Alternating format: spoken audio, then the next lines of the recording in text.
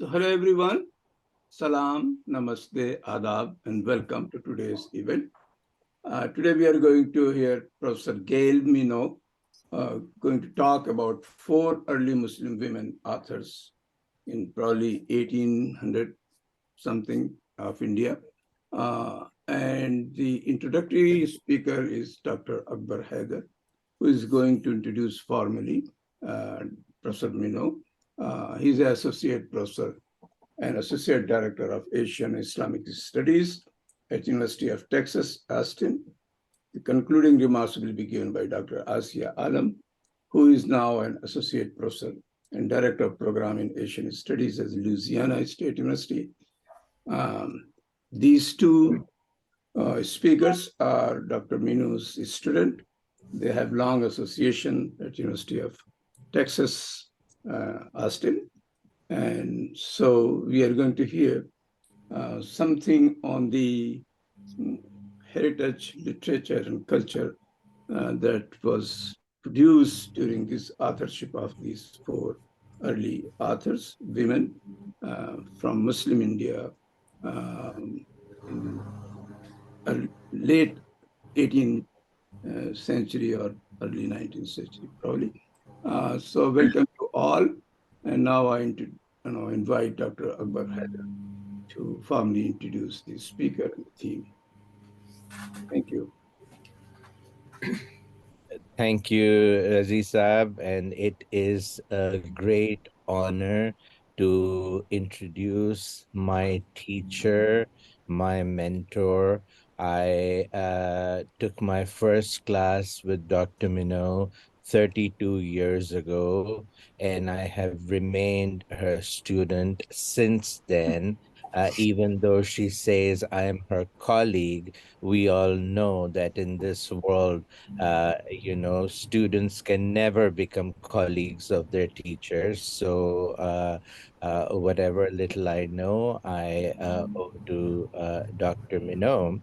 And I just want to say one thing. When I was working on my book on Khuratul and Haider, I had the great fortune of speaking with Miss Heather in 2003 and 2004. And the way I bonded with this great writer was through Dr. Minault again, because she actually had come in the late 70s and stayed with Dr. Minault and written a chapter about her time in Austin, and the Tanha Sitara that she refers to in her writing is with us today in the form of Gail Minault. So I will now read out from the introduction of a book that Manu Bhagwan, her other student, and I compiled in her honor, Hidden Histories, Religion, and Reform in South Asia. And you'll get a sense of the interventions that Professor Minault has had, not only in the world of history, but of literature, popular culture, gender studies, and journalism. Writing in 1974 as part of a first wave of releases from her recently completed PhD dissertation, Gail Minault brought into vivid relief the role of Urdu political poetry in South Asia's famed Khilafat movement. The effort to save the Khalifa was part of the subcontinent's response to the breakup of the old Ottoman Empire brought about by the defeat of the Central Powers at the conclusion of the First World War. Minault's essay made a set of foundational contributions to the just flowering field of South Asian studies.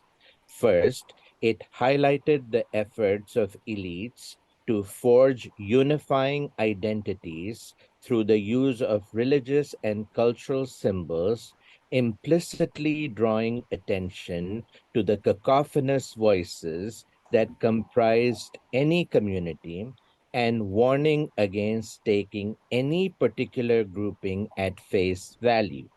Second, in a correlative manner, Urdu political poetry during the Khilafat movement, as the piece was titled, drew attention to the masses of everyday people who were the power behind political movements. Urdu poetry was a form of long link to courts and upper class parlors, yet, because it was often recited, it was also one that was accessible to those who were illiterate.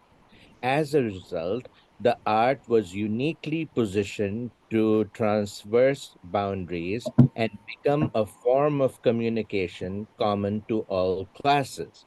Yet, despite its transgressive potential, or in fact because of it, Urdu poetry was also a distinct component of Indo Muslim cultures, focus on which was the third critical feature of Minault's essay, which unambiguously rejected the idea that one was somehow foreign to the other. Fourth and finally, Urdu political poetry insisted that the study of literature was essential to the study of history, that it was important to open up interdisciplinary conversations to better understand our shared past and thereby our shared presents and futures. The dissertation from which Urdu political poetry and her other initial publications were taken was evolved into her landmark 1982 book, The Khilafat Movement, Religious Symbolism and Political Mobilization in India. Minault's book continued to push boundaries and expand the archive, both in terms of conception and utilization, in keeping with the development of social and cultural history in the 1960s in the United States, which informed the writing of her thesis. The Khilafat movement, in particular, made use of pamphlets and newspapers in both Urdu and English, and unofficial as well as official sources to provide the most comprehensive examination of this critical anti colonial moment available, an assessment underscored by that fact that this book remains indispensable even 30 years after it was written. Minault's work emphasized the importance of the Khilafat movement for mobilizing in new ways outside norms set by the British imperial order. It suggested that there were critical pathways linking 19th century reform movements with 20th century political expression. And in revealing these things, both through her use of extraordinary sources and in her focus on Muslims in general, Minault rewrote standard narratives by amplifying the voices of those who had until then been relegated to the margins. Her dedication to what she terms hidden history led Minault to further focus her attention on the lives of women throughout the subcontinent. She brought out in rapid succession two edited volumes, one on women and political participation in India and Pakistan, and the other in collaboration with Hannah Papanek, a study of Parda in South Asia. A few years later, she published a translation of Khaja Altaf Hussain Hali's Majalisun Nisa, Assembly of Women, and Chupki Dad, Homage to the Silent. Hali, like his compatriot Nazir Ahmad, was a renowned reformer who primarily wrote for a male audience, while nonetheless initiating several key conversations regarding women's dignity, rights, and agency. To better understand this world of male reformers and to recover women's voices where possible, Minault went back to pamphlets and newspapers, as well as ladies' home journals, and to literature broadly geared towards women. In her many excavations, she helped pioneer an innovative methodology that blended both traditional historical techniques with anthropological tools, bringing an ethno-historical perspective to the study of South Asia. All of this culminated in the publication in 1998 of Secluded Scholars, a definitive study of women's education in modern South Asia. Minault fashioned an hermeneutics of age-old texts to reveal the way women transformed the many worlds they inhabited simultaneously, with other women, with institutions that had once held them down, and with male well-wishers. Women summoned print technology to their assistance and teased apart the frameworks of colonial educational and judicial institutions. Secluded Scholars highlighted regional as well as transregional family networks and patronage systems to reflect on debates about marriage, divorce, clothing, and ethics. Through Secluded Scholars, as well as her other studies of the Urdu poet Zekhe Sheen, of the master lexicographer and turn-of-the-century anthropologist Syed Ahmad Dehlvi, and the famed Delhi College, Minault has continued to push the boundaries of scholarship, rejecting hegemonic colonial, nationalist, and patriarchal renderings in favor of the slyly subversive, the transcolonial and international, and the feminist. The archive has proven to be much larger than a repository of government documents and official sources. Minot's key insights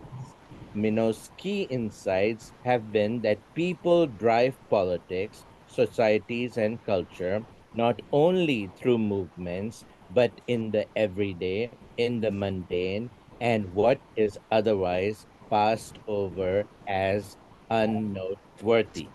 I end by the couplet that Professor Minault invokes in the beginning of her magnum opus, the Khilafat movement. And this couplet comes from Iqbal: Tu shahi hai parvaz hai kaam tera, tere samne asma aur bhi hai.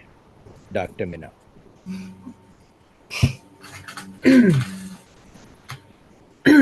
Thank you, Akbar. That is overwhelming, um, especially that couplet, which I dedicated that book to my son. Um,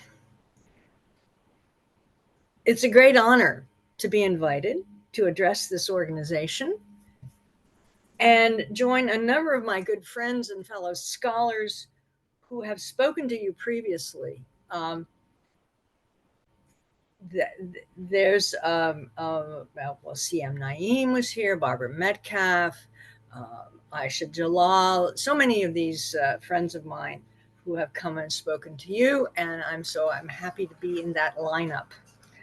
Today, I'd like to talk about the lives and work of four North Indian Muslim women authors who broke their silence in the early years of women's publications.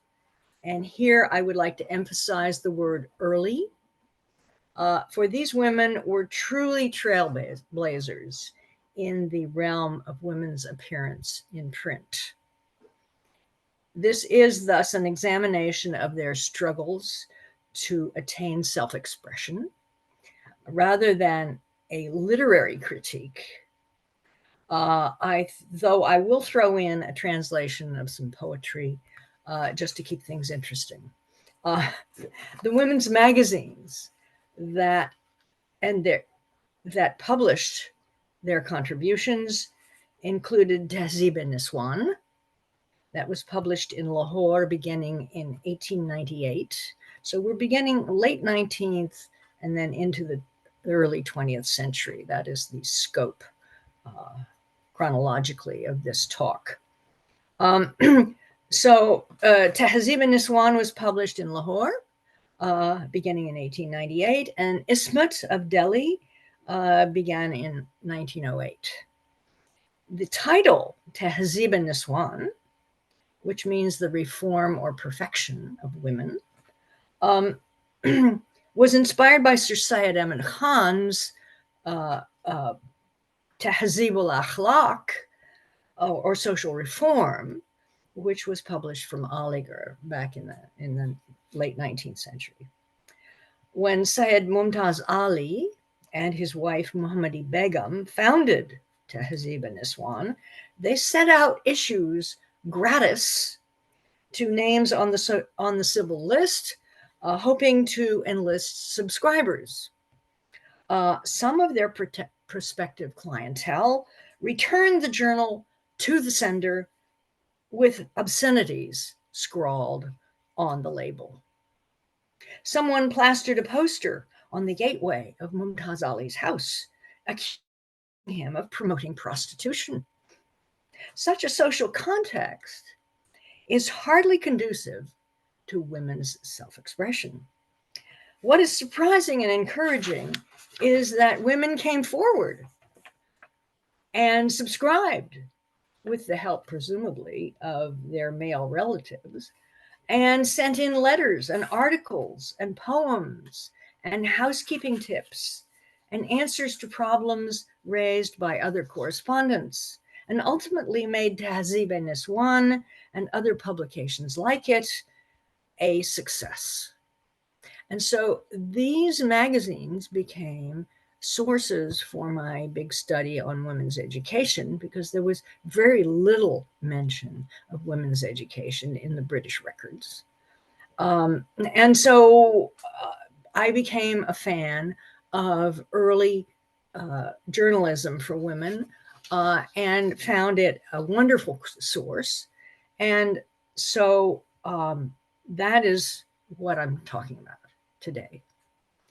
Most of the women who subscribed or contributed to these publications were middle-class Muslims of the late 19th and early 20th centuries, and as such, most of them observed purdah. They seldom went out, and when they did, they were veiled and accompanied by a male relative or a servant. And when they were in company, it was with other women or with members of their immediate or extended families. When they wrote to communicate with other women.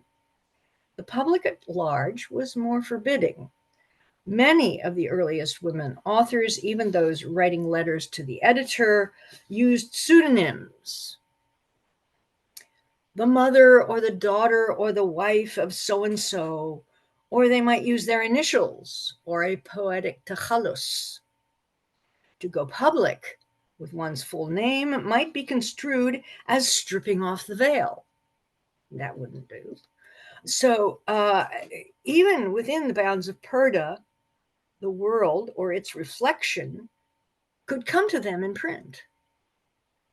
And they could reach out to others, their figurative sisters.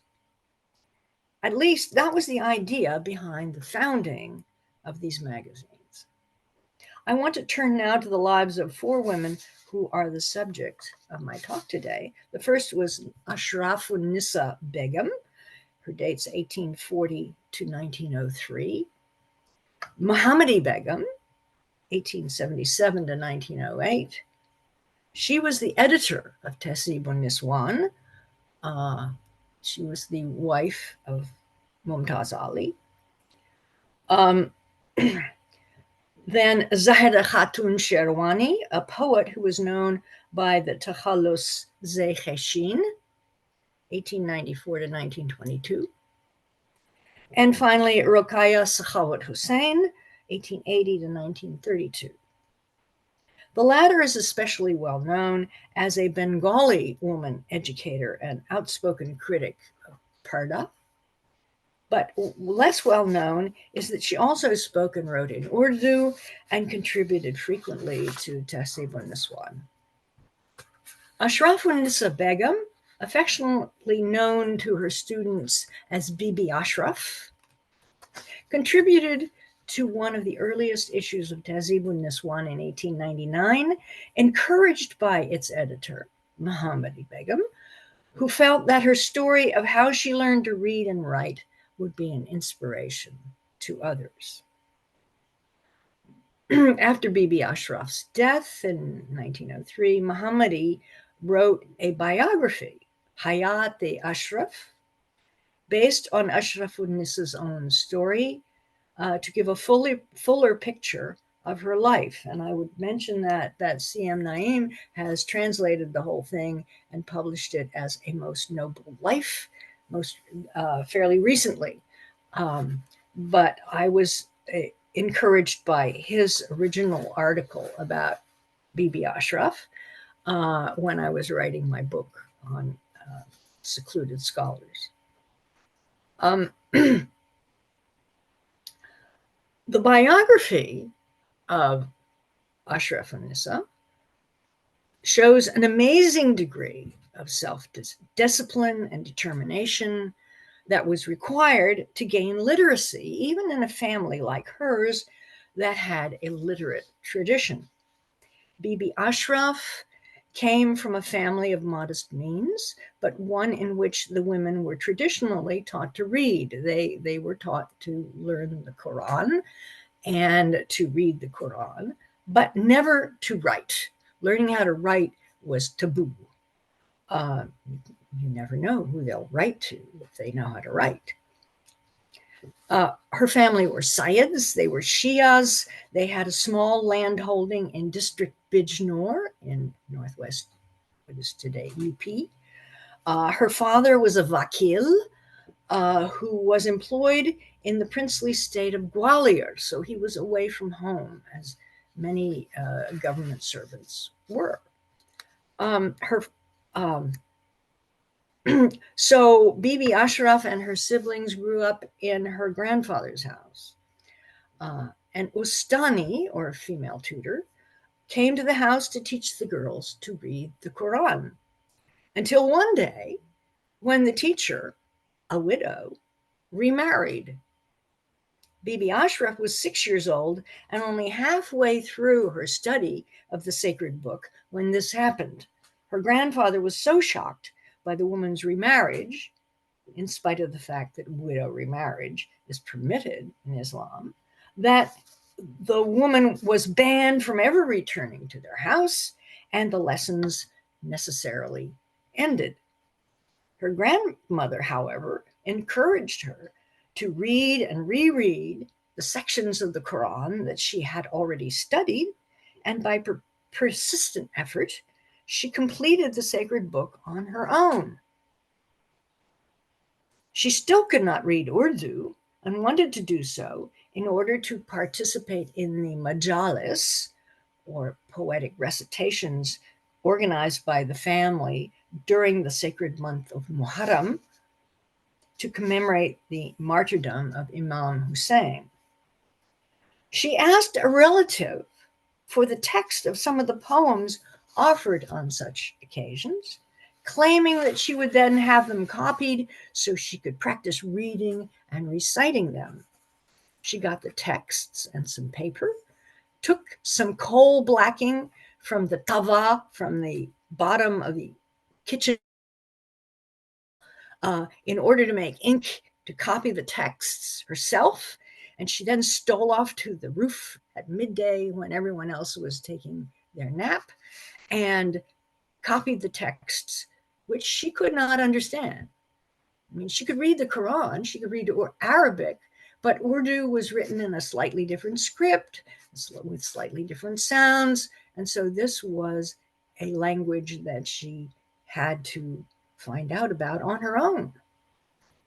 She found a teacher, a male cousin, needing help in studying the Quran. And so she exchanged that service for help in learning how to read some Urdu marsiyas, those poems given during Muharram. After a while, she found that she could also read the poems that she had so painstakingly copied out in secret. These are the lengths to which little girls had to go in order to open up the world of print to themselves. So she practiced with anything that came to hand, and she learned to read in that way.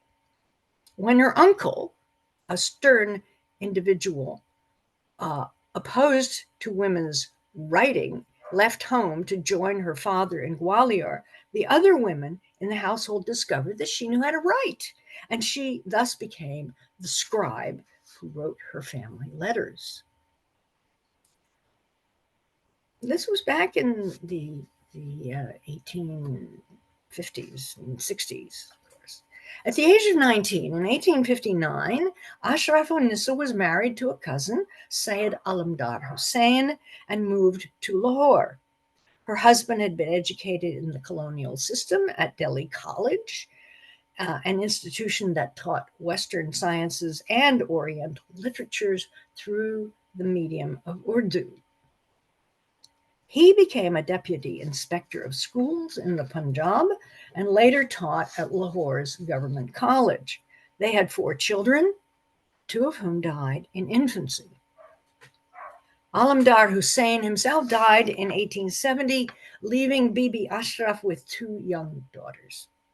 She never remarried, but raised her children, educated them, and supported herself, first by taking in sewing, and then later by teaching at Victoria Girls' School in Lahore. And she was greatly admired by her students.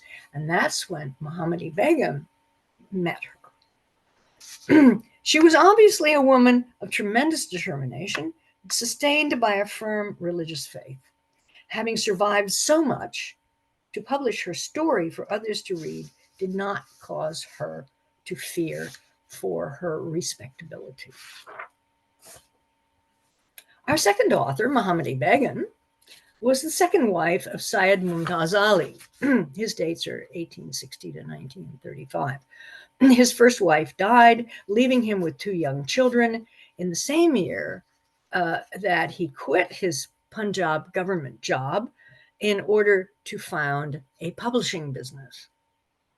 They printed Qurans, they printed a lot of literature, and he and his wife decided to start a newspaper for women.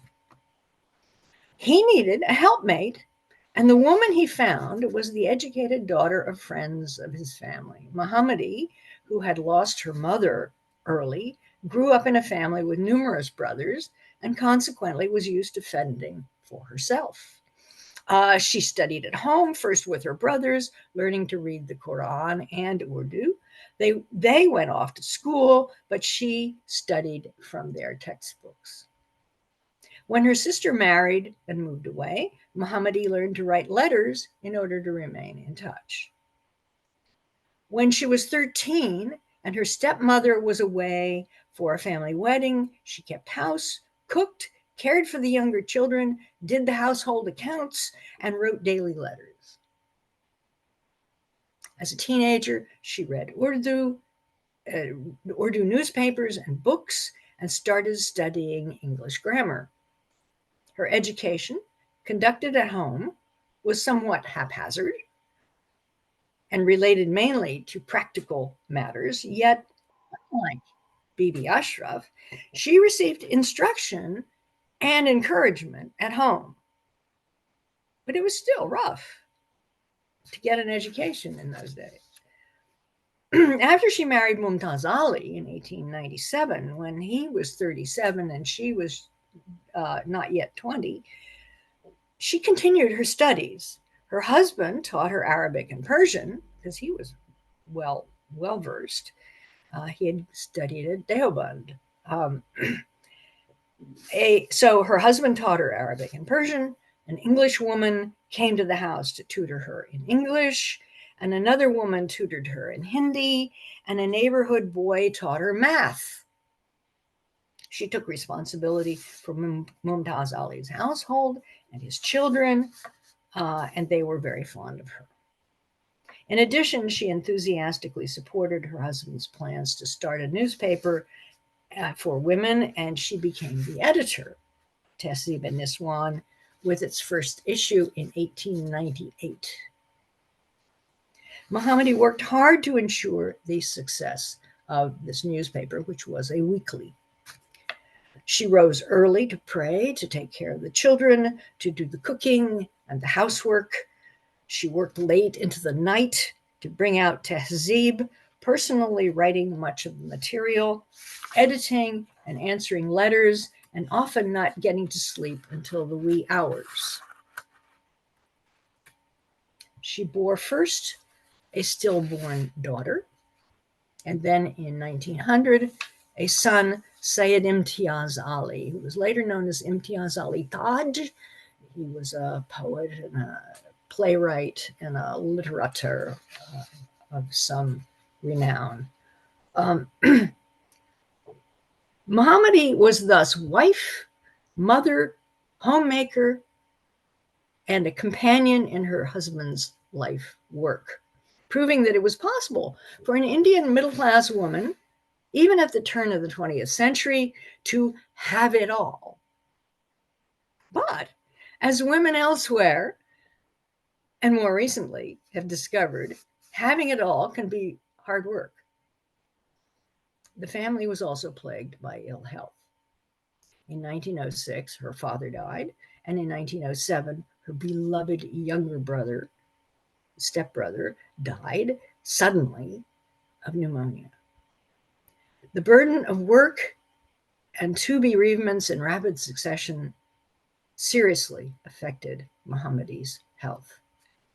Mumtaz Ali became a widower for the second time in November of 1908.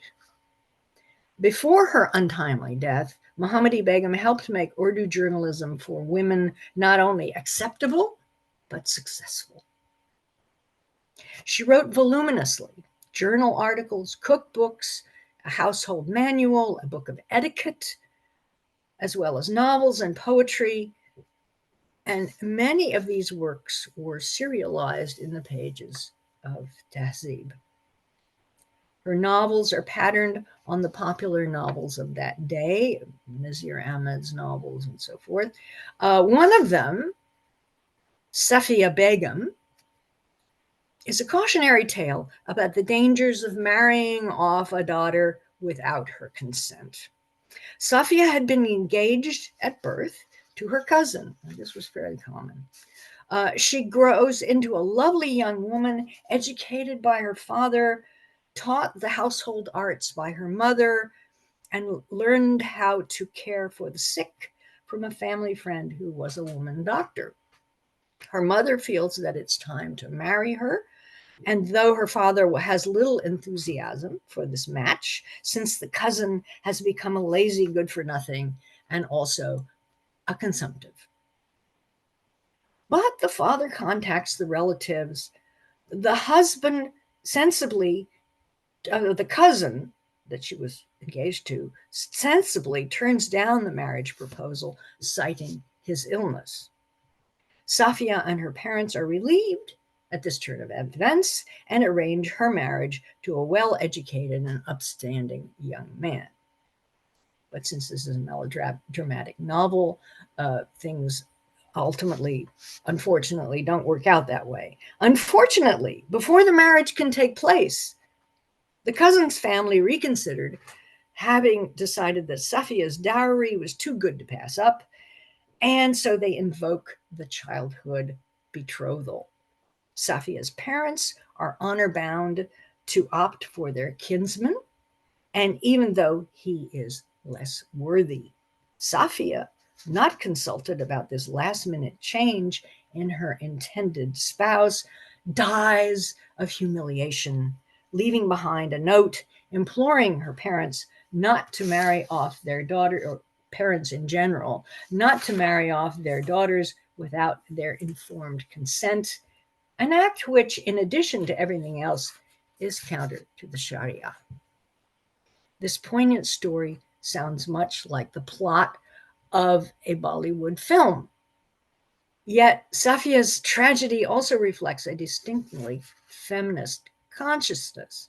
Safia is educated and skilled, but caught in a conflict between her duty to her parents and their differing views of family and religious obligation. In the moral conflict between customary views of what is honorable and religiously correct, Safia's father gives in to his wife's sense of family obligation, violating both religious injunctions and Safia's best interest.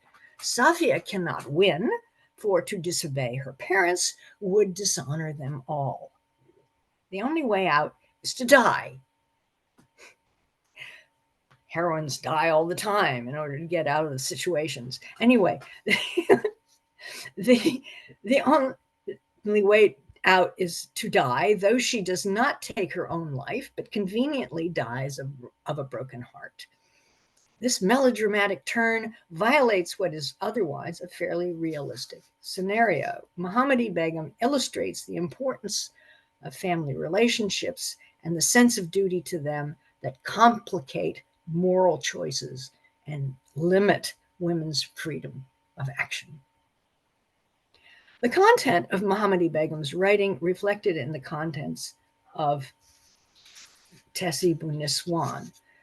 It reflected the contents of Tehzeeb during its first 10 years of her under her editorship. Her distinctive, down-to-earth style enlivened the pages of the journal. Articles discussed education, housekeeping, and childcare, gave recipes, gave advice to daughters-in-law of how to get along with their mothers-in-law, and other very important ideas. A constant theme was the reform and simplification of customs and the need to eliminate wasteful expenditure. Mohammadi's novels expressed moral dilemmas within acceptable boundaries, and her poetry gave one of the few windows on her own feelings, in particular, a poem expressing her grief at the death of her younger brother, Yadgari Mahbub, which is contained in her collected poems. Much of what is known about her life is from a manuscript biography written by her older sister. But surely her writings in Tehzeeb and her editing of others' writings reflect much about her life and priorities, her practical turn of mind, her take charge style. Mumtaz Ali was devastated by her death, but he kept the journal going under the editorship of other women members of his extended family. The third woman author that I want to talk about is Zaheda Khatun Sherwani, known as Zekheshin. That was her Takhalus, is her initials, Zaheda Khatun Sherwani. She was the younger daughter of Nawab Sir Muzammilullah Khan Sherwani, Rais of Bikampur in Aligarh district. Sir Muzammilullah was a follower of Sir Syed Ahmad Khan. He was an important figure in the Aligarh movement, a supporter of the British connection, and a champion of turning Aligarh College into a Muslim university. The Sherwanis of Aligarh were a family that displayed an intriguing combination of the progressive and the conservative.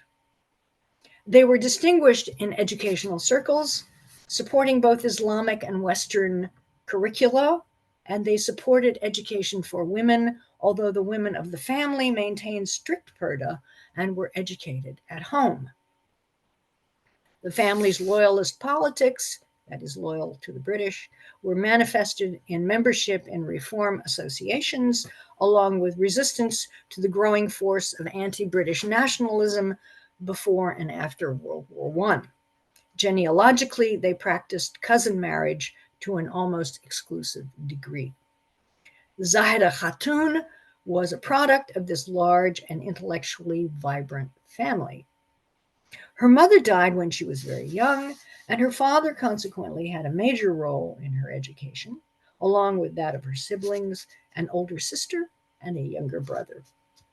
They learned to read the Quran beginning at age 4 and were tutored in Persian by an Iranian woman whom their father hired with the recommendation of the Begum of Bhopal, who has been spoken of here in great detail.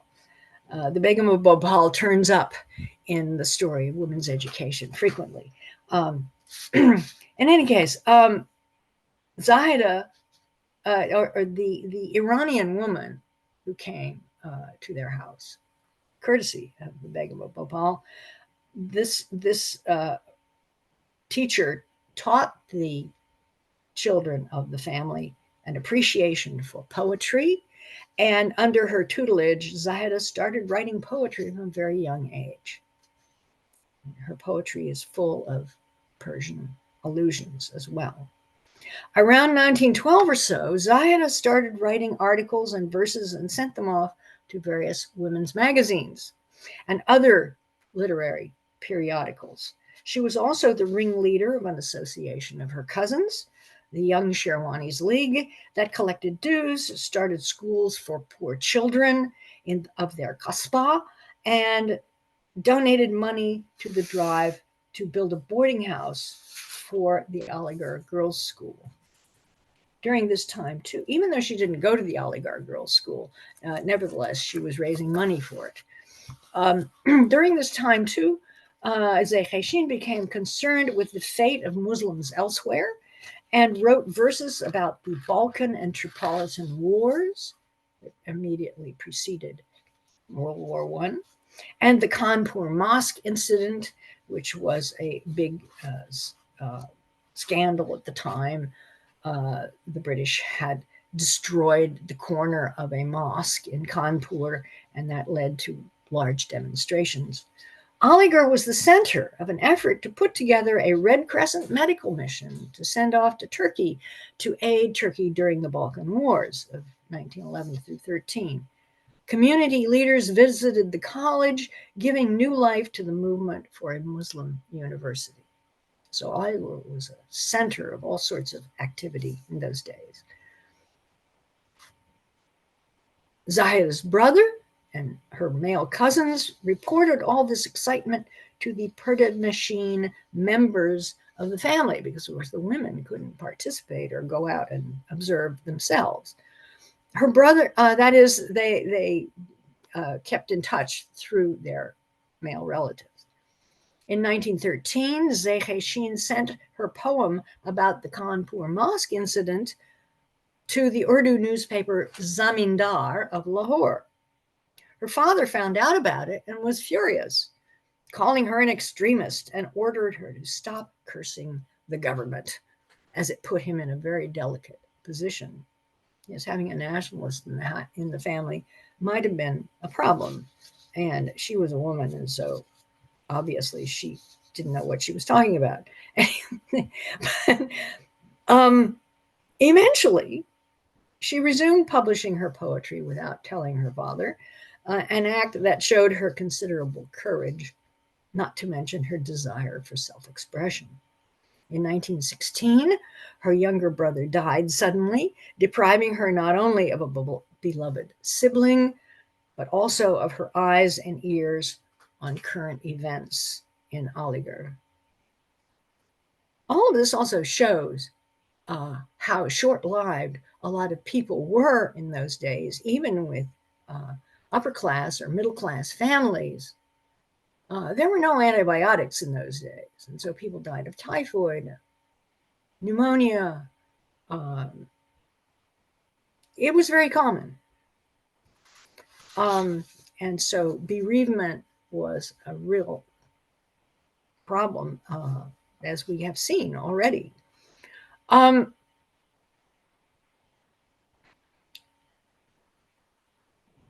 Following her bereavement of her loss of her younger brother, Zahida went through a period of depression and ill health. Another serious blow occurred 2 years later when she lost a friend and frequent correspondent, Rabia Sultan Begum, who was a well-known Urdu author and who was married into the Bilgrami family of Hyderabad and also related by the marriage of her niece into the family of Mumtaz Ali of Lahore. So these marriage and relationship links were important. Losing her friend, Rabia, meant not only losing a supportive friend, but also increased Zahida's sense of isolation. Zahida also remained unmarried because the cousin who was intended for her also died young, and there was no one else in the family of an appropriate age or fortune. Thereafter, her poetry takes on a darker tone that characterized her later works.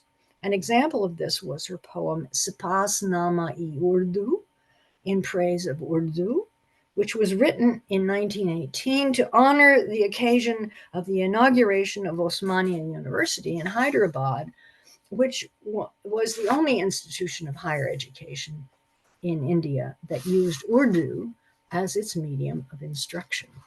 Later, of course, it switched to English, but the poem was read out at the inauguration of Osmania in 1918. The following is a selection of couplets from the longer translation of that poem.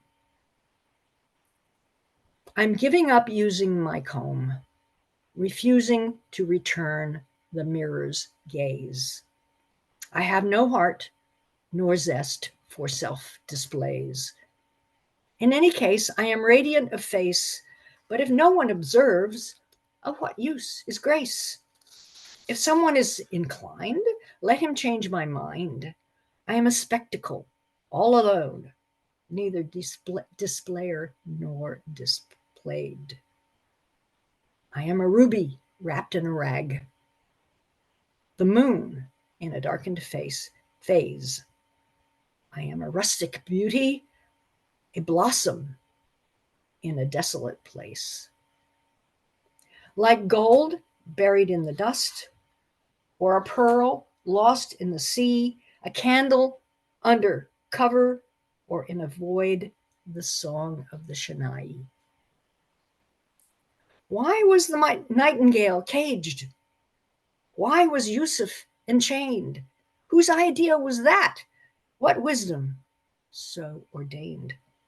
What a shocking view it is, astonishing beyond astonishment, that beauty of form can be seen as unfortunate.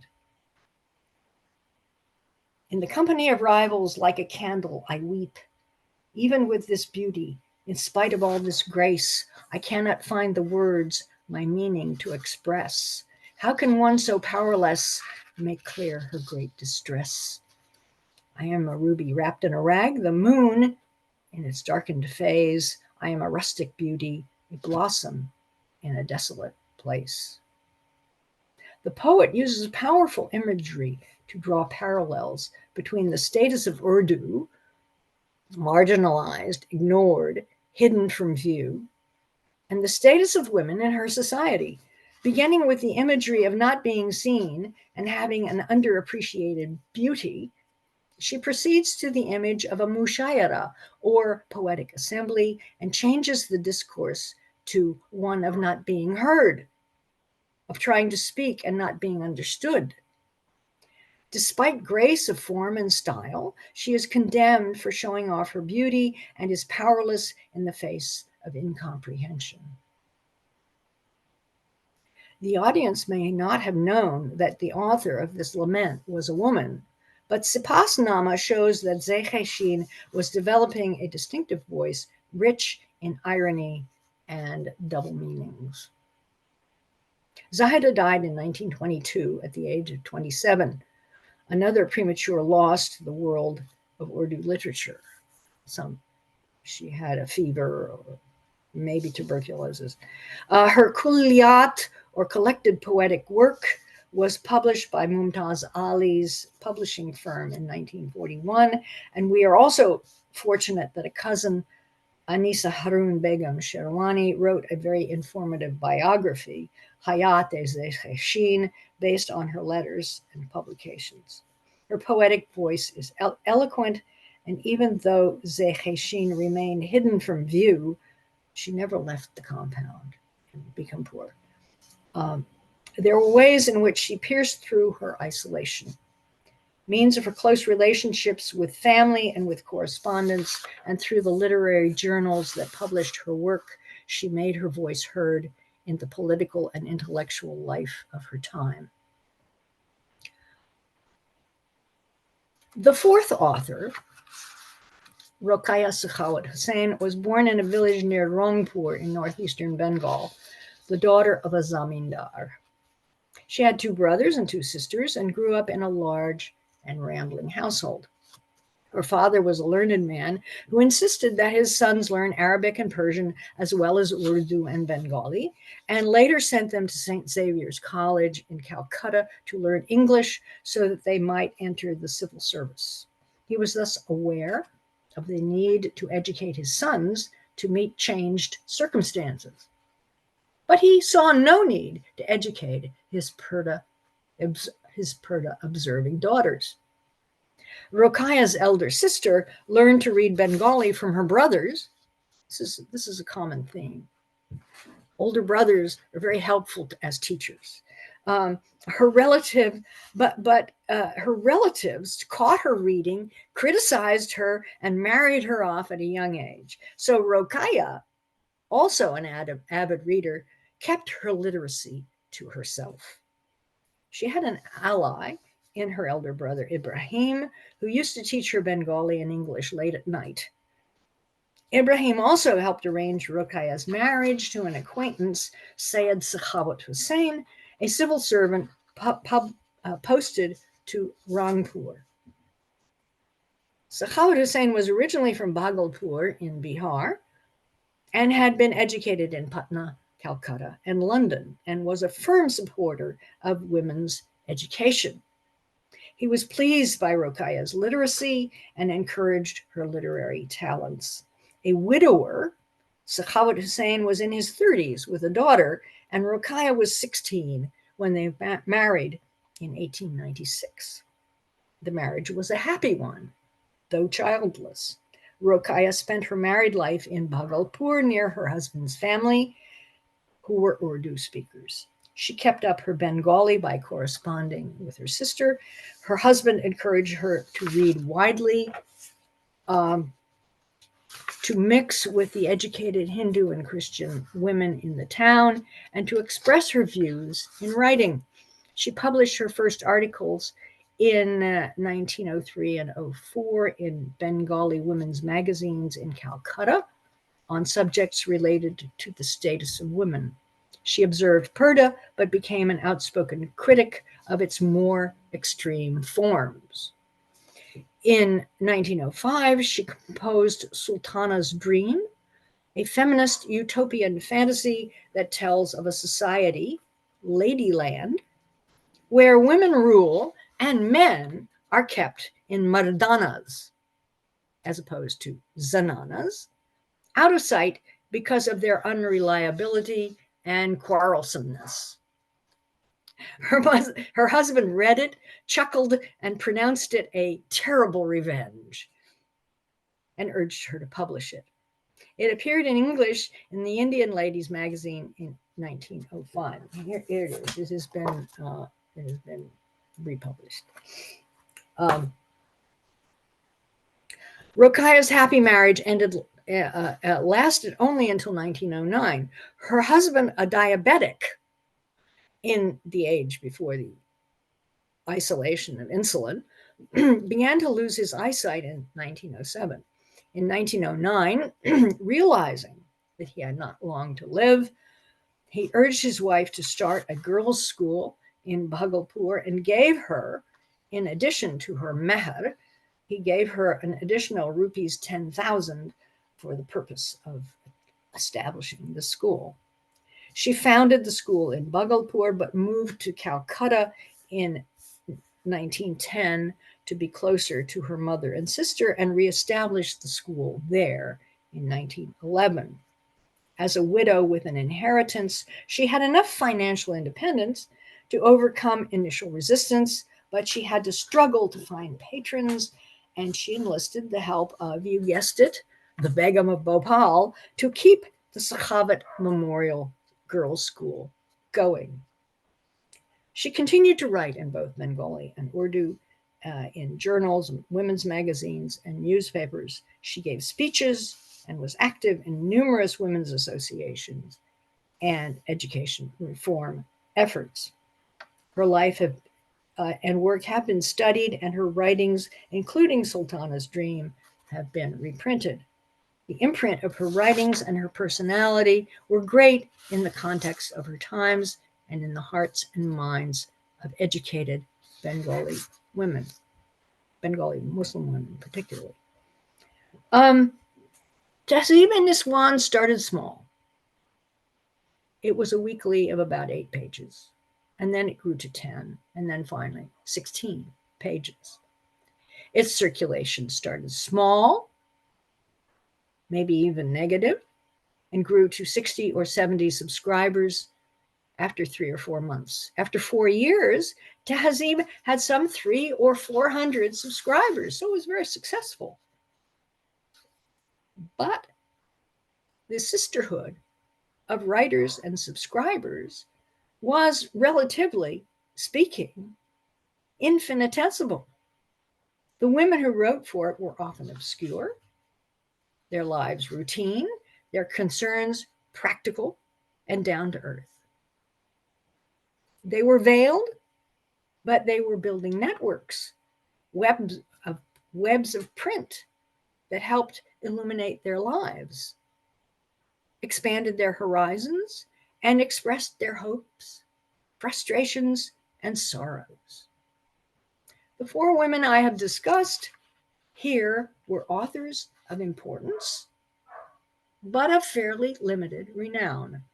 They were busy educating others, getting out the paper, subverting Purdah, even while they were keeping within its bounds. We know when they wrote and that their context limited their possibilities, but also gave them new means of expression. The flowering of periodical literature in this time was truly remarkable. For whom did they write? For women like themselves, who were a constantly expanding public. How did they write? Often with great difficulty, grabbing time from other preoccupations, taking care of the kids, taking care of the house, everything. Why did they write? Because they had something to say to each other about the changing roles of women in changing times. They did this over a century ago. We owe them thanks for their prescience. And it's just a little after 11 o'clock. Not bad. I am turning this over to Asiya Alam, who has agreed to do some conclusions. Thank you so much to the organizers for this organizing this wonderful event. Thank you, Dr. Gail Minault, for this rich and detailed presentation. In my concluding remarks, I want us to think more about what it meant to be a woman writer in the period that these 4 women lived. Specifically, I want us to think about the disagreements that took place when women started to write and how women's magazines were a controversial and a contentious space. I draw these comments from my own research on history of feminism amongst Muslims in South Asia, and in which I have used the Urdu women's magazines Tehzeeb-e-Niswan and Ismat, the magazines that Dr. Minault mentioned. My research owes much to the important contributions to the history of Muslim South Asia that Dr. Minault has made in her illustrious career. From these comments, I hope we can also reflect on how similar issues continue to confront us even today in our communities and the societies that we come from. The world of Urdu women's magazines, in which these four women published, revealed that literary and intellectual activity did not just include well-educated men, but also women, many of whom till this day remain unknown. A crucial feature of this literary world of Urdu women's magazines were the responses sent by readers to columns and articles that were published. Thinking about women writers, thus, is also an invitation to think about women readers. Many of these women readers were not aspiring to be writers, but wished to engage in public debate, and they sometimes did not write more than an essay or a small response to an issue in this magazine. This focus on reading allows us to understand that being a woman writer was a contentious position because it highlights that they often faced exclusions even in this world of women's magazines, and that there was a regulation of print public culture during this time. It also explains why there was a prolific production in this period of literature that was specifically designed and meant exclusively for women. In her book, The Woman Reader, Belinda Jake writes that women's reading has been overtly or covertly associated with moral corruption for a very long time, and this remains the case today. Policing women's reading and consequently women's writing went along with norms emphasizing women's exclusive duties to their families and children. Censorship as a form of editorial preference was sometimes practiced even in the world of women's magazines. My use of the term censorship over here does not suggest a binary between freedom and domination, but an editing and a publishing system that was sometimes designed to advocate specific values for women. And any violation of those values could involve potential dispute with editors and exclusion of contrarian voices. Understanding censorship as an attempt to manage expression also highlights the process of negotiation and contestation between female readers and editors that occurred in this period. For example, in 1901, the editors of Tehzeeb-e-Niswa noted that they were getting with increasing frequency letters complaining that Tehzeeb-e-Niswa only emphasizes the rights of husbands. And these letters insisted that the magazine should also publish articles that benefit women. We have not published any of these letters, nor written the columns that our sisters desire, they said, and then added, but there is such a repeated insistence from our sisters that we will publish an article today, unquote. The published article was by an anonymous woman who had been in an unhappy marriage, and she expressed her anger on advice recommending women to be agreeable and obedient to their families. Subsequently, the woman expressed her thanks to the editor for publishing her article, although she also added that it was not fair that it was published after 3 years.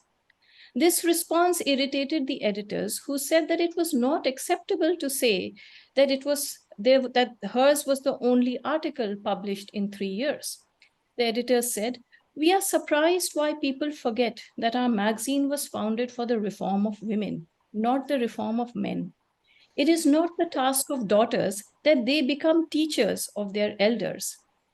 In this reaction to the anonymous women's complaint, the editors encapsulated the contradictions of many women's magazines during this time. They did not censor the writer, but there was a process of marginalization that was involved. More importantly, there is a negotiation between an editorial authority and a voice of social reform and a young female reader who could not claim such status or even reveal her identity. The reader's voice is neither entirely purged nor given the same respectable status as the editor. In this fraught interaction, it is this fraught interaction that encapsulates how women sometimes read and wrote in the space that was meant for them. Tehzeeb-e-Niswa, I should add here, continued to publish controversial essays in later years as well. I give another example of the contentious space that women readers sometimes occupied in the world of women's magazines from Ismat, that was also mentioned by Dr. Minault in her talk.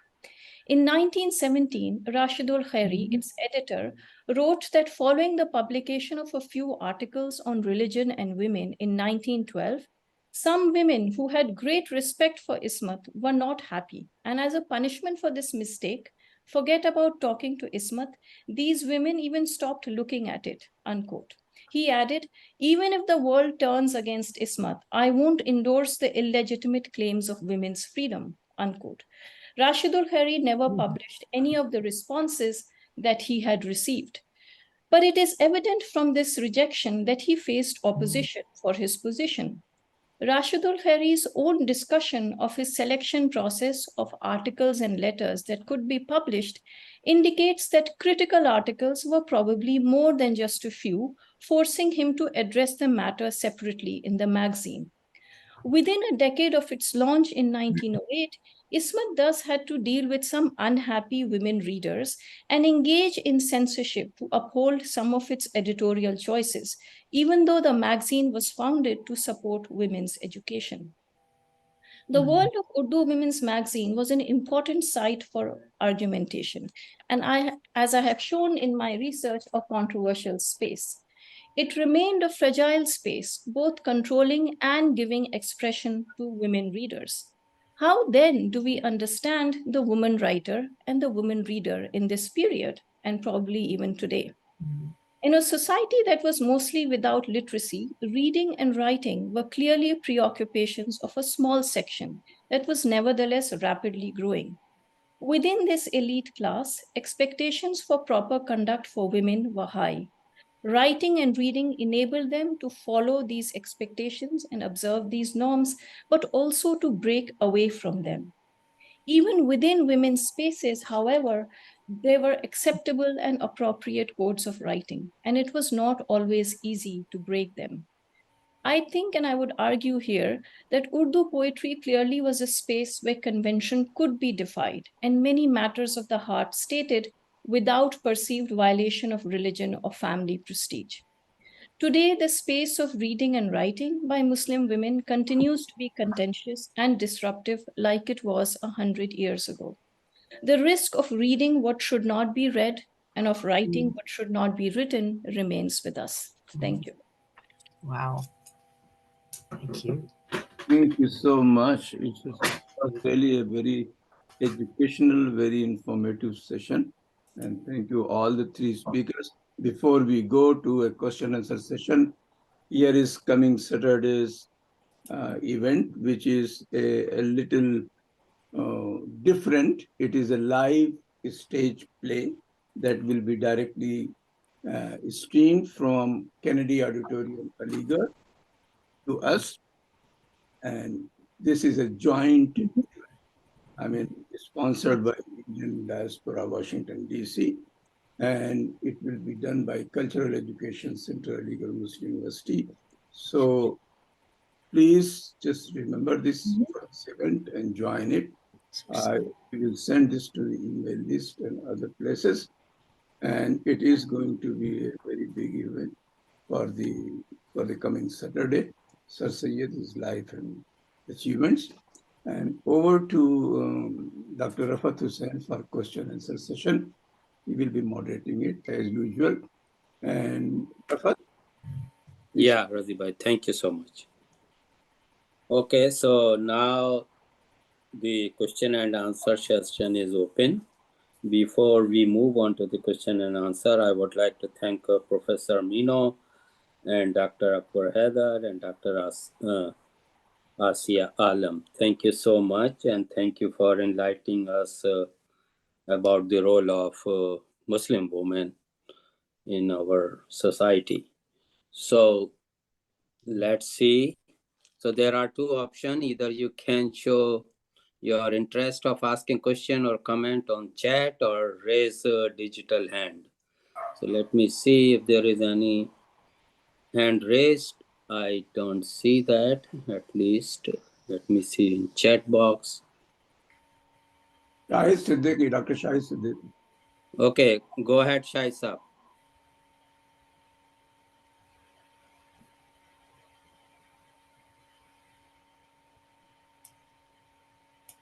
Shahid bhai, please unmute yourself. Let me allow you. Thank you. Can you hear me? Yes.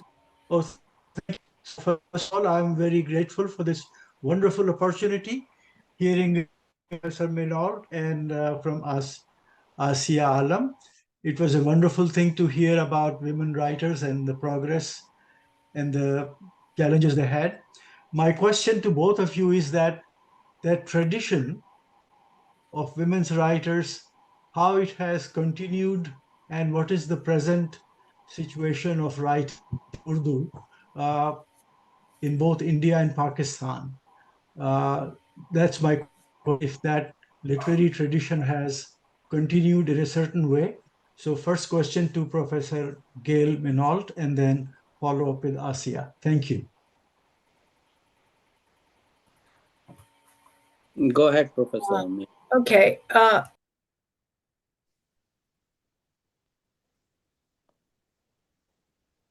Unmute yourself. Unmute yourself, please.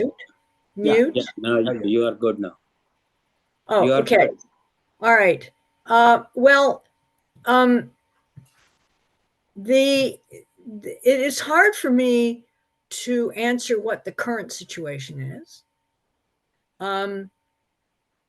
It is true that Urdu is still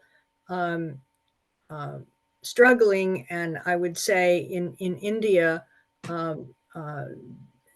there is a tendency to say, well, I can speak Urdu, but I can't read it, because a lot of people have learned Hindi,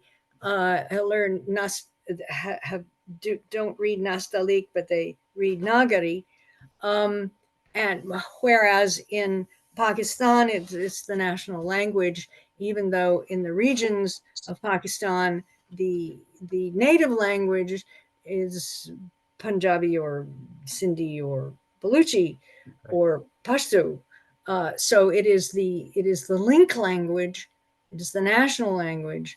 The newspapers are printed in it, but so Urdu itself is it's a lingua franca, and there are a lot of people who speak it, but who think of it as Hindustani or something else. I do not know a lot about the current production of Urdu literature.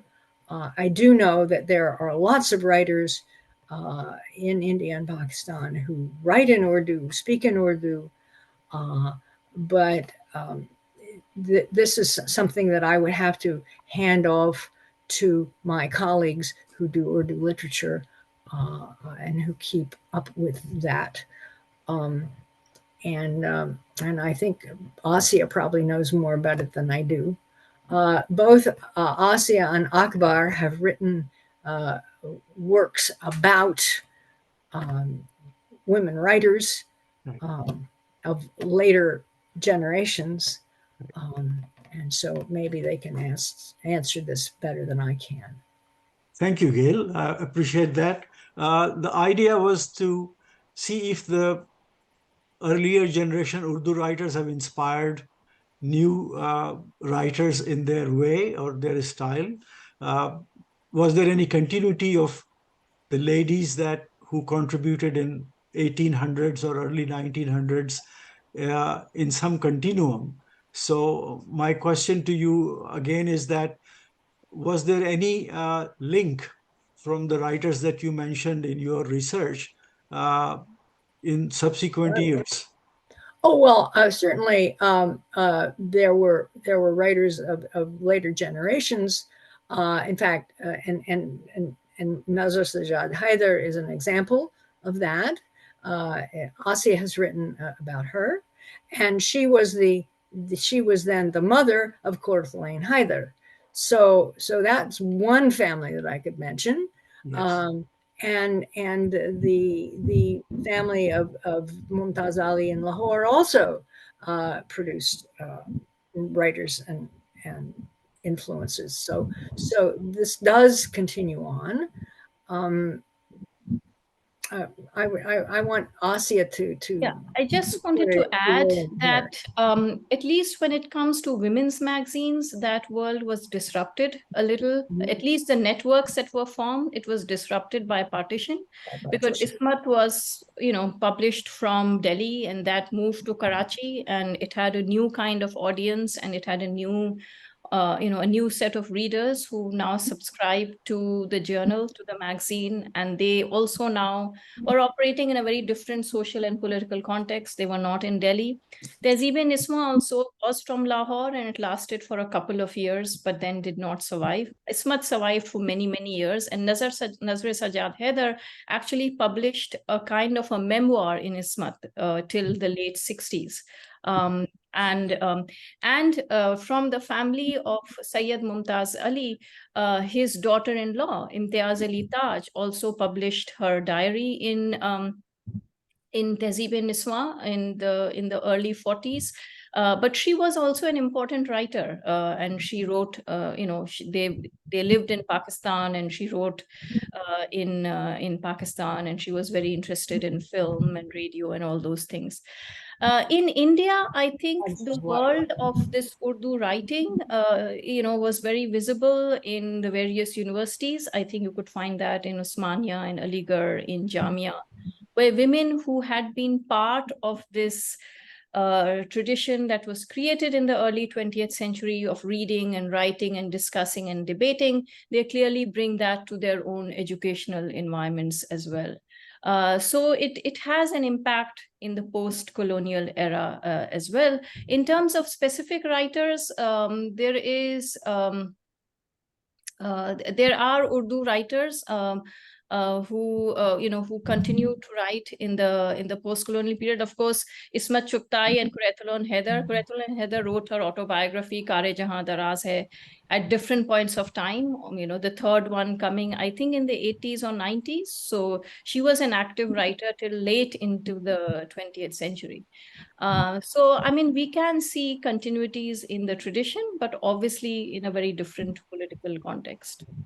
Thank you. Thank you very much. Thank you both. Akbar Saab, you want to add something? Yes, if I may add something. Please go ahead. The feminist movement in Pakistan that has been often referred to as the movement of sinful women, hum gunegar aurtein, a movement that features writers like Fehmi Darias, Kishwar Nahid, and my dear friend and colleague at Texas, Ishrat Afreen. The women Professor Minault referred to, all three women, I had the privilege of speaking to them extensively. All three women constantly draw from Muhammadi Begum, and especially from Zekhe Sheen.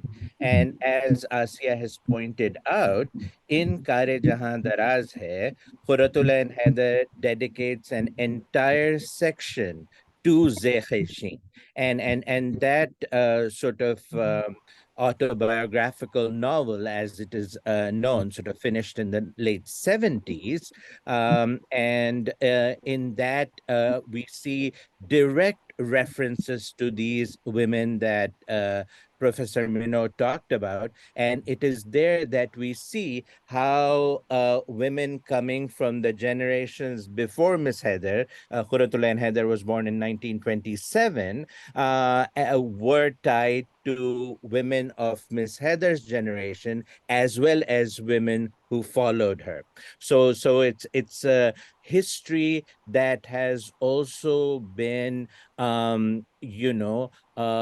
sanctioned and has been endorsed by women who followed the women Professor Minault mentions. And that is a history alive and well, as is women's writings, women's journals. So we have every reason to be hopeful.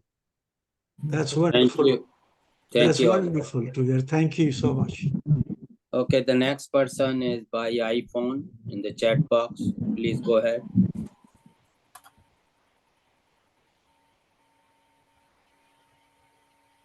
Unmute yourself.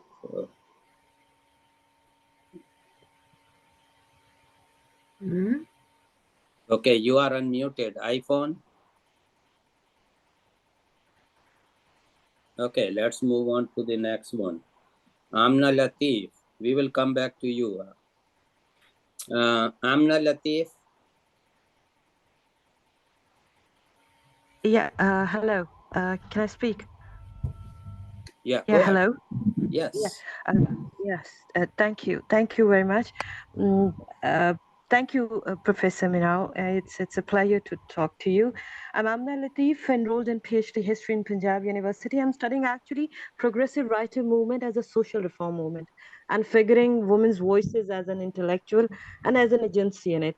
My question is to you. I just finished this text which you just presented last week, and question come to me. So Muhammadi Begum appreciated Bibi Ashraf's courage to go against tradition, but she herself echoed Dipti Nazir Ahmed. Sugar Beti, like Maratul Arus, aspired to provide a thorough guide for young Muslim girls within acceptable boundaries, as you said. There must be some level of consciousness within these middle class women as they face resistance themselves. We see this consciousness in the letter of editor, as just Asiya Alam suggested. We see resistance in Sultana's dream, but Muhammadi Begum's just courage. And I can't see this kind of resistance in her text. Thank you.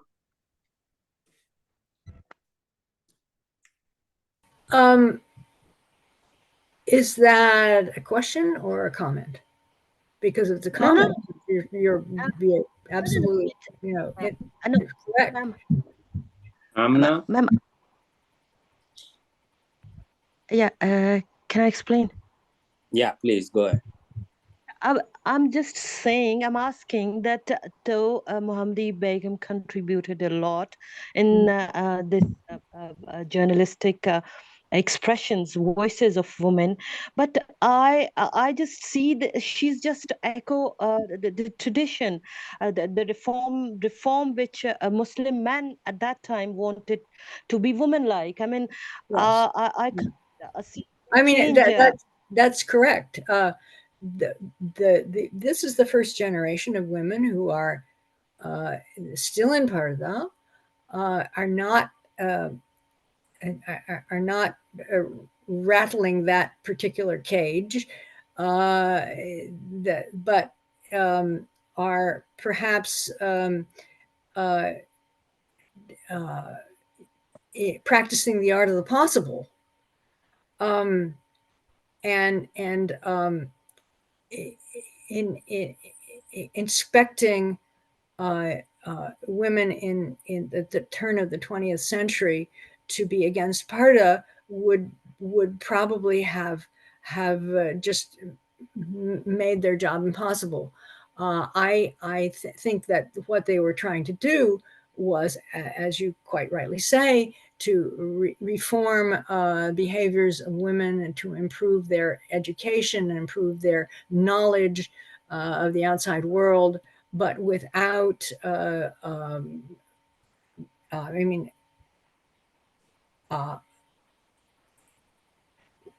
without opposing Parda, because in fact they continued to observe it, and that was. That's my historic. I'm a historian, and I'm trying to look at the context in which they were operating and how they were challenging some of the barriers, but at the same time having to live within them. Yes. Thank you. I just wanted to add to what Dr. Minault said that, within the social reform tradition, there are many arguments. And as like in my work, I have tried to show that there were a lot of disagreements also on how women should be and how they should live.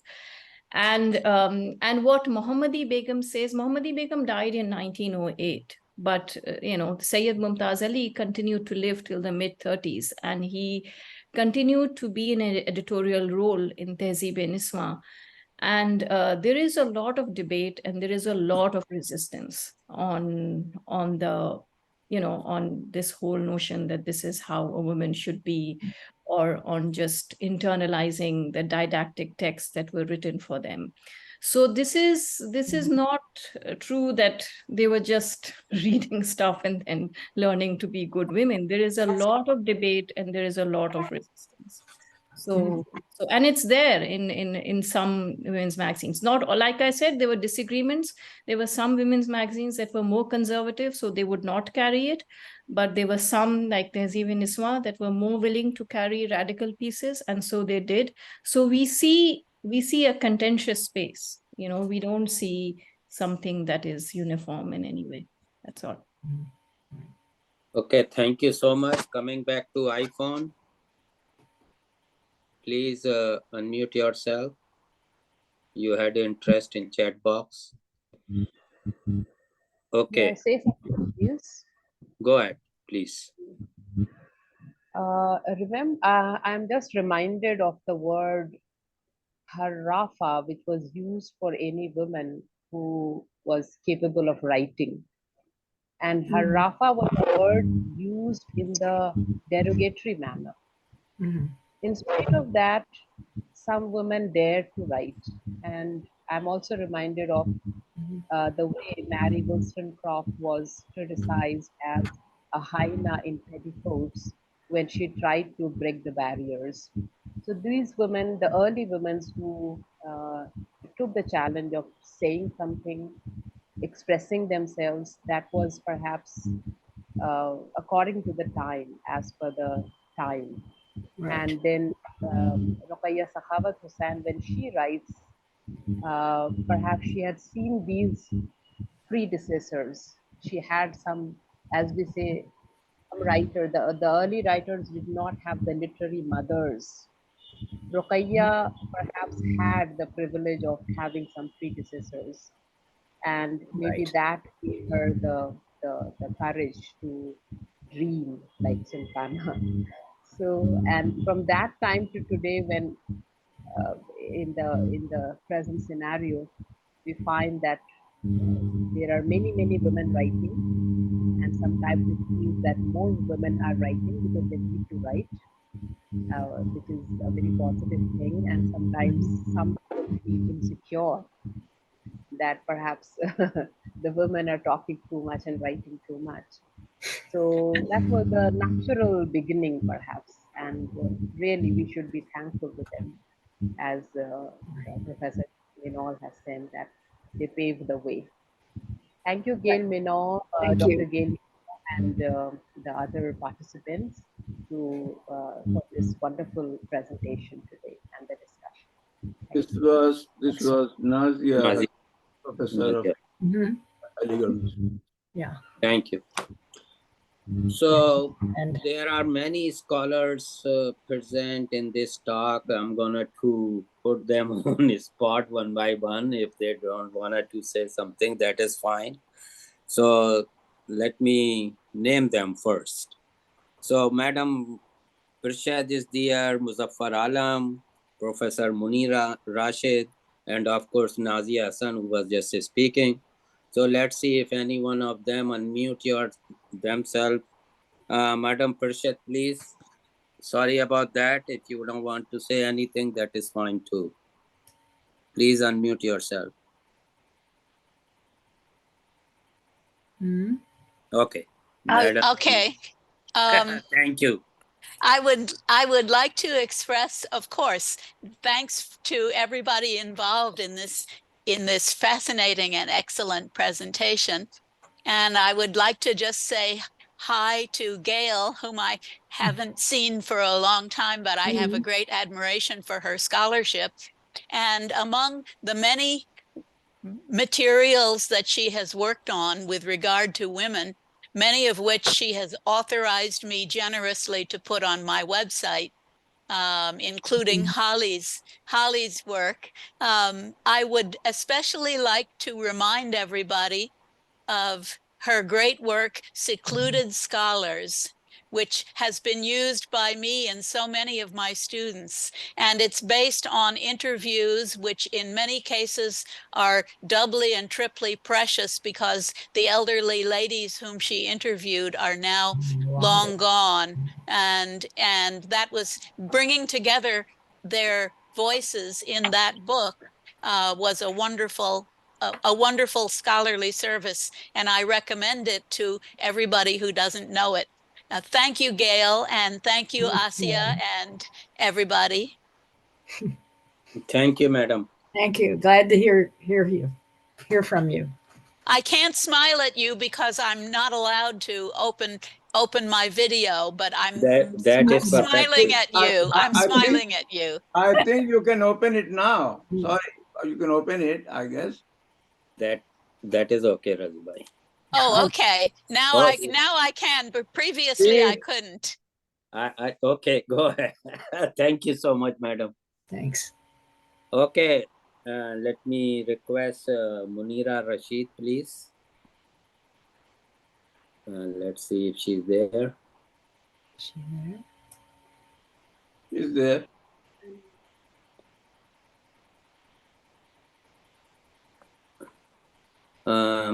Aisha Munira Rashid. I'm sorry. Actually, I was away busy doing something else, and I greatly enjoyed this presentation. And Professor Gail Minault, you have been given honorary, I think you have been awarded Best Researcher Award or something like that. Sarsiad Best Research Award 3 years ago at the Aligarh Muslim University. So I know you from them then, and I've read you.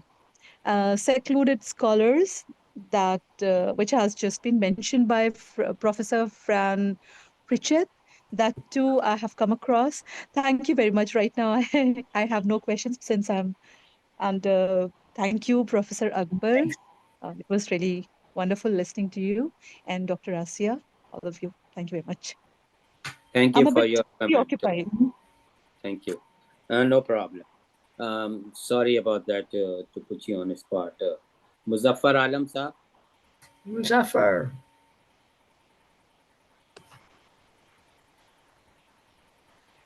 I don't have to add anything. Of course, I benefited greatly from all the talks, including the introductory few remarks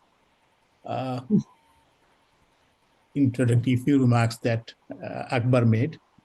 And of course, Gail Minault has always been, in fact, an ideal source of inspirations for younger women and younger people who are from Muslim women.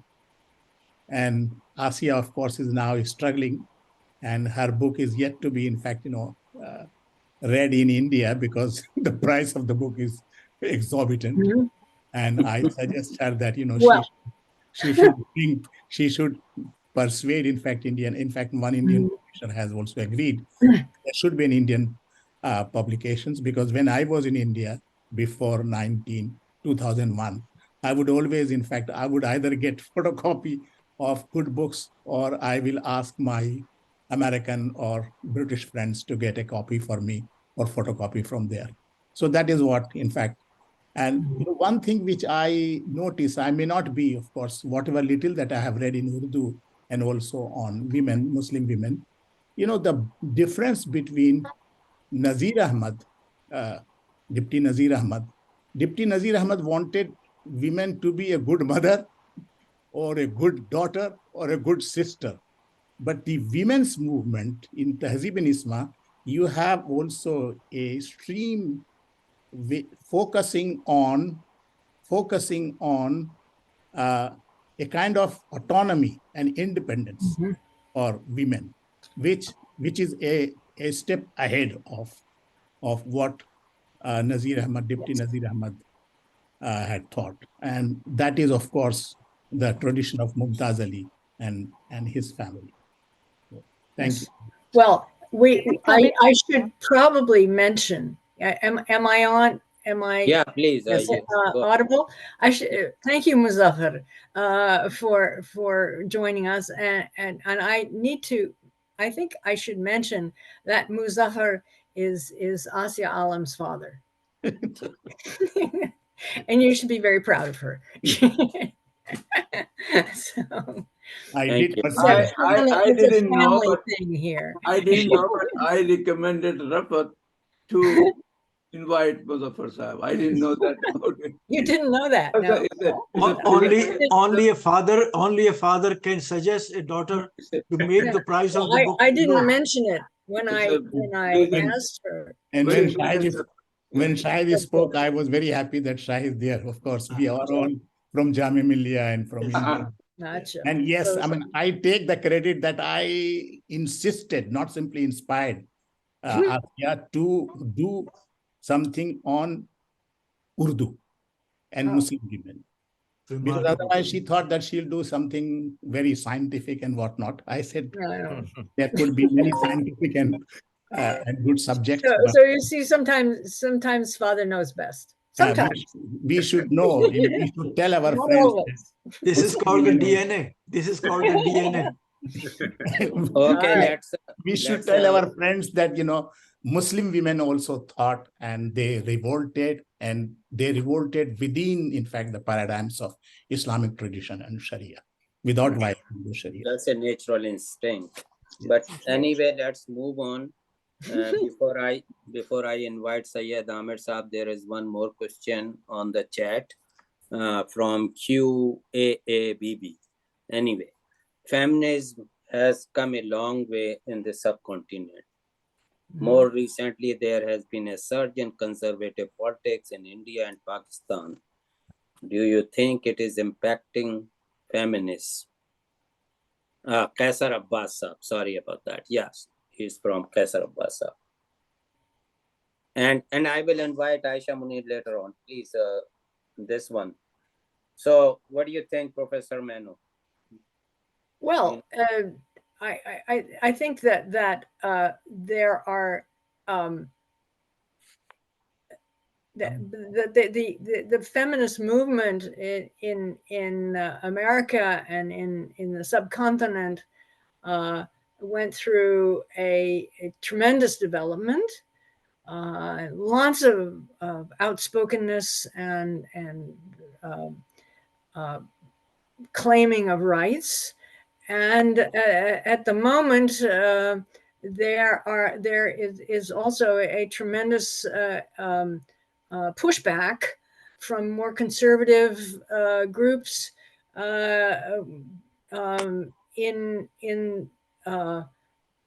South Asia, in the Muslim world, probably more generally, but in America as well. There has been a kind of recession of some of the rights that women achieved. And so it's not we can't just hang up our laurels and be pleased with what we've achieved. We have to keep working. And feminism is a force in society that a lot of people take exception to. And so equality is a goal that has not been fully achieved. That's obvious. Okay, Ahmed Saab. Thank you. I'm very educational experience and learned a lot. The question I have is, firstly, I have to say that, I mean, the female writers you mentioned all very, very important, but later on, other male writers like Rashid al-Khairi, Razak al-Khairi, Deputy Nazir Ahmed, they contribute a lot to the literature directed towards women. And Deputy Nazir Ahmed wrote several books about it. They all seem to be pivoted towards conservatism and how the women can be better mothers, better wives, better daughters. So did any of that literature, earlier writers, which was very eminently described by Dr. Minault, did the literature made any impact in terms of, did they reduce the conservative trend among Muslim women, especially in India? Did it help them to come forward and reject Purdah, female education? So that's the question I have. And the other question I had, that I don't know if Sultan Jahan Begum, the ruler of Bhopal, in my opinion, he didn't probably get as much credit for women's reformation. Thank you. Well, certainly the Begum of Bhopal was very, very active in helping to finance women's education, to campaign for it. Barbara Metcalf gave a wonderful talk to this group some time back about her work on that. But the Begum of Bhopal has been, I think, well covered in scholarship, but she was certainly a force and well ahead of her time. Now, Nazir Ahmed's novels and the work of Holly, as well as Nazir Ahmed, were a background for the women that I was talking about today. They were part of the older generation, and of course, you're right. They wrote novels about how Muslim women could be better wives, better Muslims, better wives, mothers, better Muslims, and that education was the key, was the heart of it. But they didn't see that women would then go beyond that, which they did. And of course, the next generation of writers, we had Akbar Hyder has come up. Ismet Chugtai, I interviewed Ismet. Ismet was a firebrand. She was an example of the next generation down. Women who left Purdah, women who wrote outspokenly, and so there was a progression, certainly in Urdu literature written by women, and it continues. And of course, as the previous comment said, that there has been pushback, there has been a conservative backlash as well, and this is not simply in South Asia. It's kind of a general trend right now. But you're right about Nazir Ahmed and so forth. They were the background, and they some of the things that they championed, they also saw it as something that men should do for women, but the women weren't really supposed to take the initiative. That wouldn't be ladylike. But then they did, because they Thank you. beings too. So, thank you. Sorry, someone else could answer as well as me.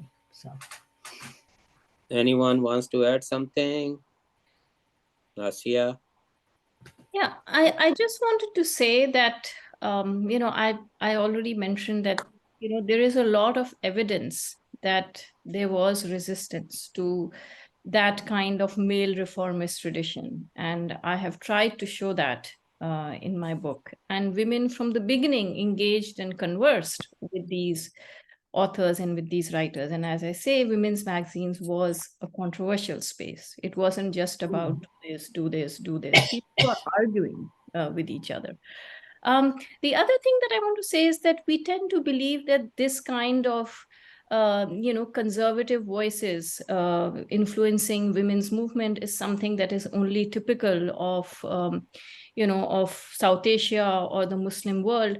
But if you read European feminism and if you read the 19th century, you see a lot of women, especially in France and in mainland Europe, who are actually influenced by Christianity, and they are very close to Christian missionaries, and they have, they also have definite ideas that even in Victorian England, you see that they have ideas that it is their femininity, it is the expression of femininity that is going to improve society.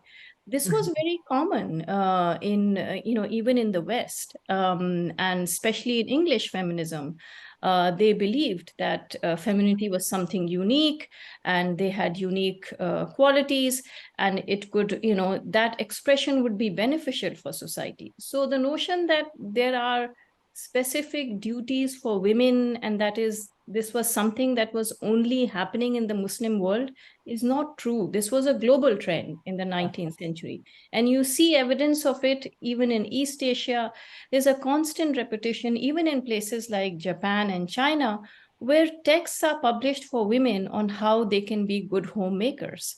You find this in Victorian England, you find this in Egypt, you find this in China. And at the same time, you also find women who are saying that, why are you telling us to do this? So this is a global thing that becomes part of the history of feminism. It is not something that is only happening to Muslim women. That's all I would Very well said. Yeah. So we are going to finish by last two comments or questions. Let me come back to iPhone. Please, you have raised hand. Please go ahead. And iPhone. May I come in if iPhone is not available? So let's bring back Yeah. Aisha Munir. So please, Aisha Saiba, please. Aisha. It's in continuation with what Dr. Asiya Alam just said. In Victorian era, we definitely have texts such as John Ruskin's Sesame and Lilies that define gender roles specifically, and definitely women are to be indoors and be the moral guardians of men. So they have the moral responsibility to provide strength to men and also be like their moral guides. The difference in India, in Urdu literature that we have between writers such as Ashraf Thanvi and Dipti Nazir Ahmed, they are very prescriptive, very didactic, and what we call nowadays, they are doing what we call mansplaining to women, what to do, what to say, what not to do, what to do and what not to do, and where their boundaries are, which they are not supposed to cross. And so far as Tehzeebun Niswa is concerned, or the Persian version Tehzeebe Niswa, civilization or reform of women, I just went through the one published by Maulvi Mumtaz Ali in 1898 from Lahore. Some Mustafai publisher published it.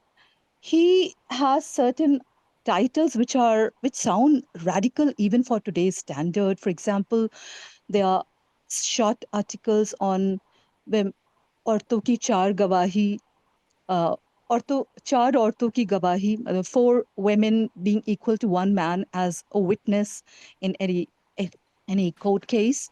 So uski tardid, I mean, he's rejecting that idea. And also in talaq and nikah, they are not equal. In polygamy, in case of polygamy, they're not equal to men.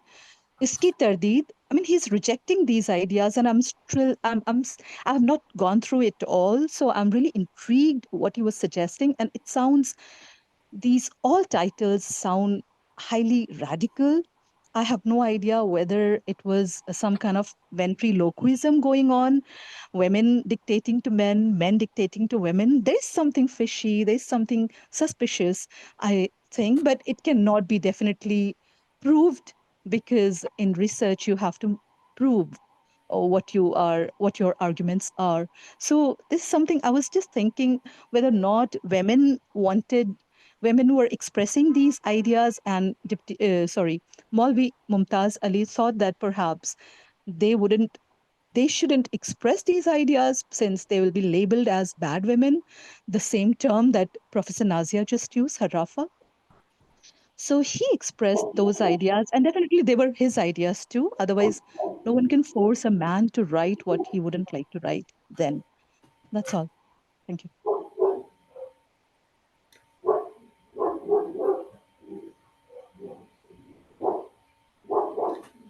Where's the dog? Well, I was.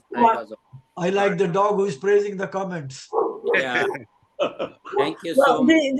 the book by or the pamphlet by Imtiaz not Imtiaz Ali Taj, by Mumtaz Ali, which was Hukuk Niswan. That was a book separate from Tahzib Niswan. It wasn't part of the women's magazine. It was a book that he wrote about women's rights in Islam. And he showed it to Sir Syed, and Sir Syed threw it in the wastebasket. He was shocked by it. But Mumtaz Ali did go ahead and publish it after Sir Syed died. It appears in my book. I discuss it in discussing Mumtaz Ali's early career. These were ideas that were being debated among Muslim men at that time,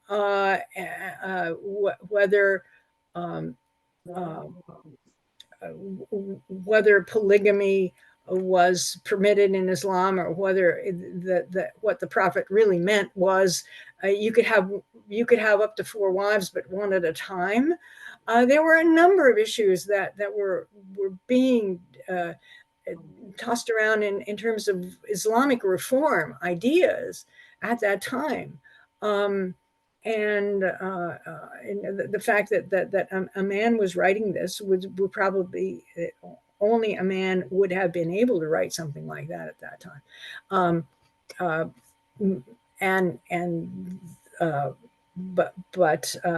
That is a work by him that is out there for people to analyze. It's a very interesting piece of work.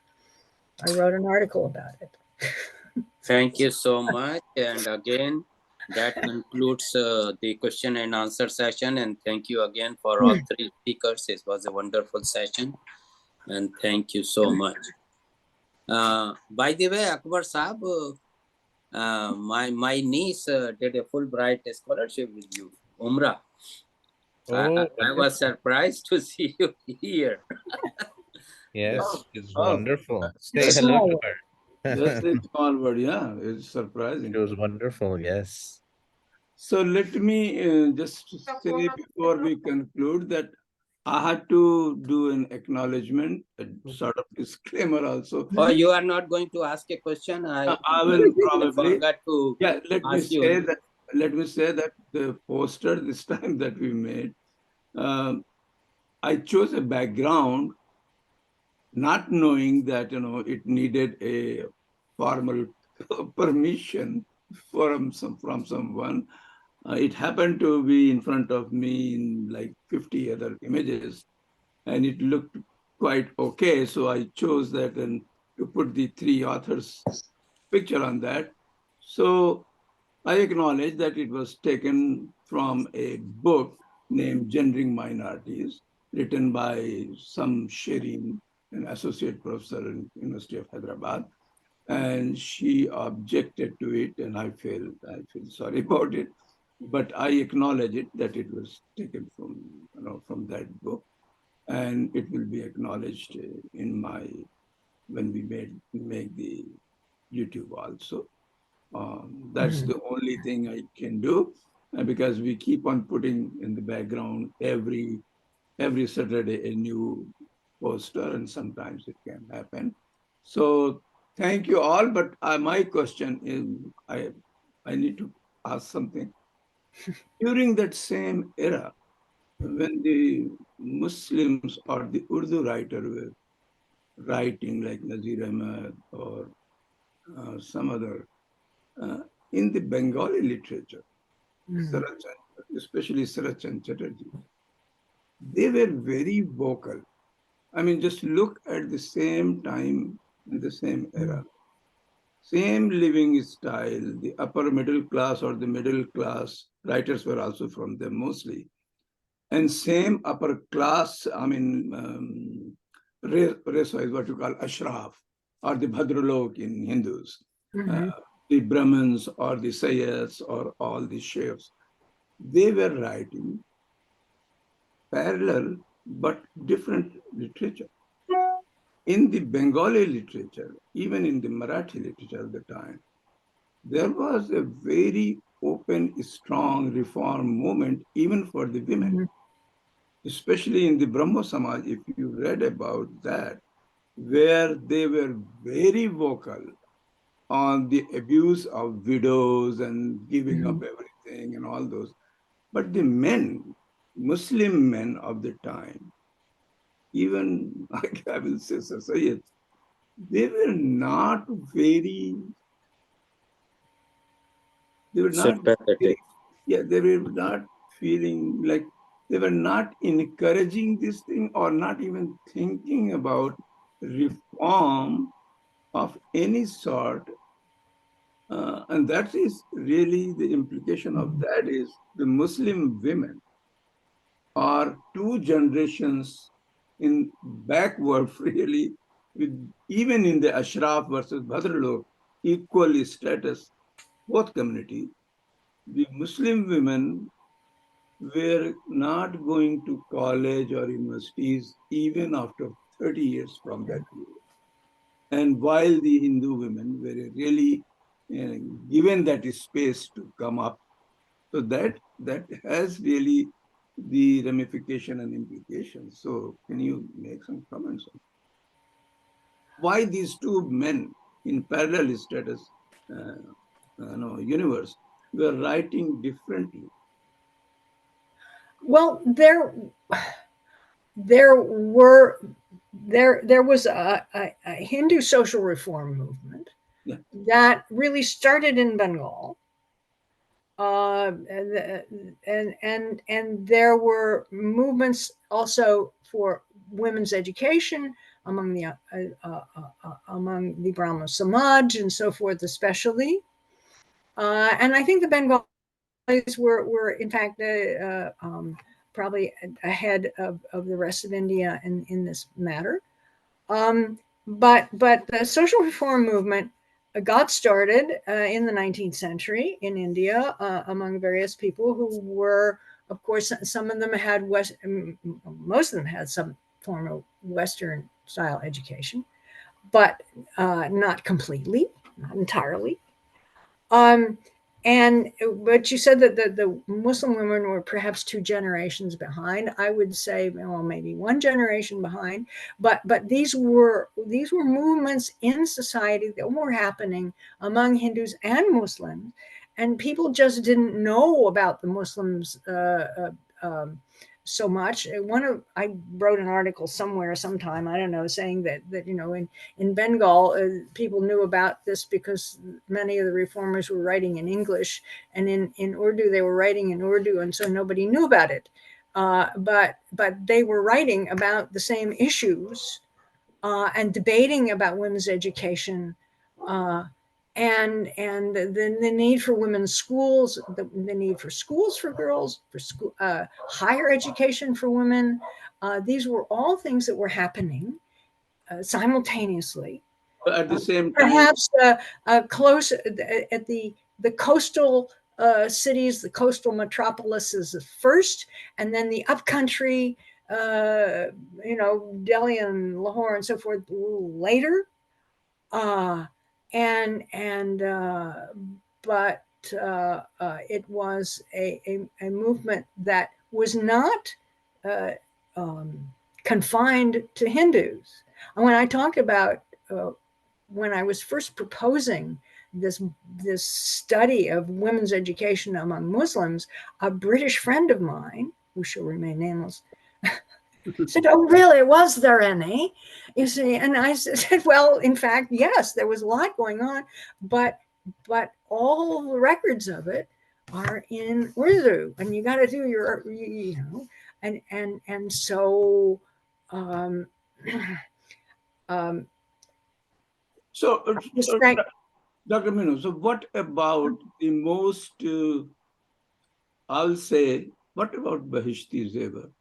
When Bahishti Zevar, if any Muslim woman reads it today, it is like a manual for slavery. It's like a manual. It's still out there. For slavery. So why nobody challenged Bahishti Zevar of Ashrat Thanvi in the Muslim world of that time? I can't answer that question. I mean, it is a force. It's a monumental, key to the Deobandi view of what women ought to be like, and there are a lot of people who follow that. So women resented it, like. Anyway. Thank you. Thank you all. Thank you very much. Thank you, everyone. Thank you. The education, very engaging nice session. to see you. Thank you.